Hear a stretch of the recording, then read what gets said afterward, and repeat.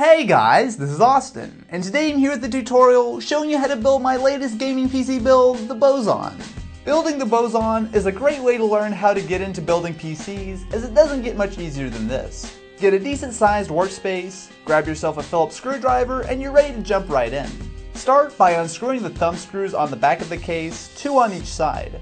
Pop off the rear side panel as well as the one up front, and you'll have full access to the case. It comes with a fair few things already installed and wired, like the fans, front panel connectors, as well as the power supply, but we do have to do some prep work before installing the parts. Unwrap the power cable and hardware from inside the case, and inside the bag of hardware, pull out 6 of these small brass standoffs. These will go in the top 2 points on the case and the 4 holes directly below.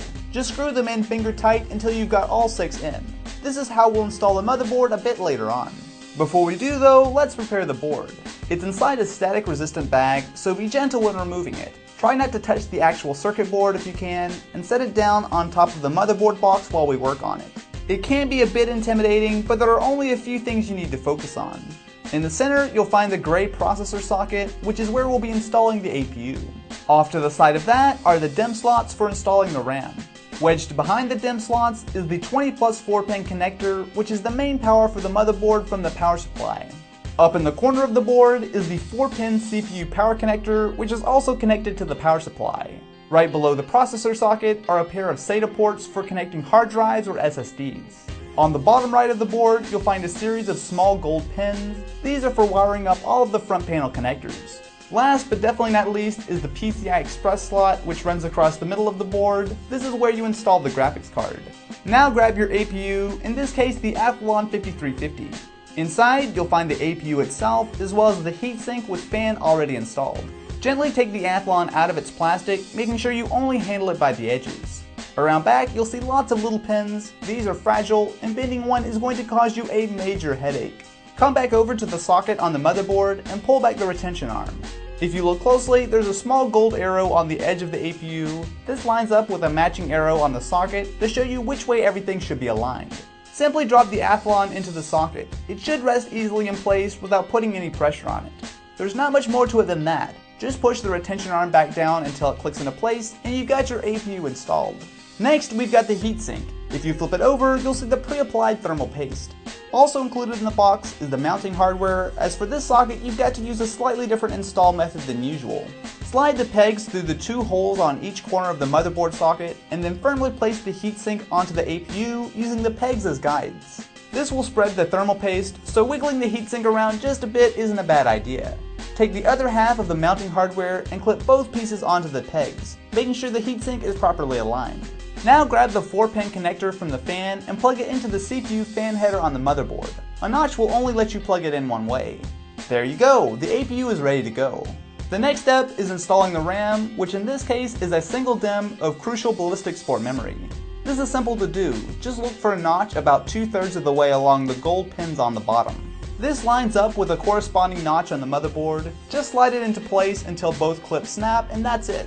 Before installing the motherboard, you'll need to pop in the I/O shield that it comes with. Make sure you line this up with the 2 round ports on top and pop it into place. This can be a bit of a pain, so feel free to use some force to make sure it snaps in. Now it's time to start installing hardware in our case.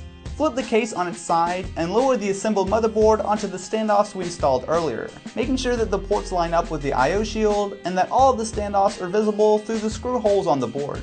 At this point, go back to the bag of hardware that came with the case and pull out 6 of these larger screws. It's as simple as lightly screwing the board in one by one, starting on one corner and then going to the opposite corner and working your way around, double checking everything is lined up properly along the way.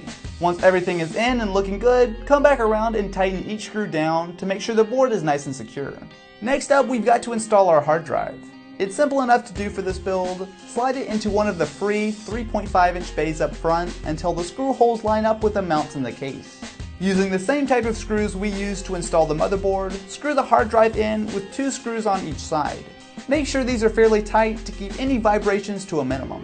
We also need to install our graphics card. This is a low-profile single-slot card, which is super easy to get up and running. Come around to the back of the case and you'll need to pull out the top PCI cover. You'll have to bend it backward to pop it out, so be careful. Then just line up the graphics card with the open PCI cover and corresponding slot on the motherboard, giving it just enough pressure to clip into place. Using yet another screw like for the hard drive and motherboard, attach the metal graphics card bracket and you've got everything in the case. Now comes the fun part, wiring. First up, grab the large 20+ 4-pin lead from the power supply. This goes into the connector on the motherboard behind the memory and can be a bit stiff. Don't be afraid to give it a little force to click it into place. You should also see a 4+ 4-pin cable. Just pop these apart as we only need a single 4-pin for the build. This goes in on the top left of the motherboard. Again, just push it in until it clicks into place. Next, you should find these long, thin cables which are for powering SATA devices. They're notched on one end, so they only go in one way. Plug one of these into the left connector on your hard drive. Unlike most cables, it won't click into place, so just make sure it's fully seated. Finally, you'll see a couple of these larger Molex cables from the power supply. The front 120mm fan has a normal 3-pin cable, however the motherboard only has 2 fan headers, so instead connect it using the Molex lead. While we're at it, we can connect the rear fan, which attaches directly to the 4-pin connector on the motherboard. Next up, we have the bundle of cables from the front panel. These aren't difficult, but they can be a bit annoying to deal with. Start with the USB cable, which has a single pin knocked out to make sure you can't put it in backwards. Plug it into the USB 1 connector on the bottom of the motherboard. Next, grab the cable with the AC97 and HD audio labels. These are for your audio jacks, so ignore the AC97 lead and plug the HD audio in on the bottom left corner of the board. Again, there's a missing pin on the connector, so it only goes in one way. You'll also see a few smaller cables. These are for things like the power button and front LEDs and go into the white connectors on the bottom right of the motherboard, which marks what goes where. It's best to work from the bottom up, keeping in mind that the colored wires are positive and the white wires are negative. Don't worry too much about getting something wrong here. Worst case, you have to double check the connections. Come back to the bag of hardware you got with the case and grab your case speaker.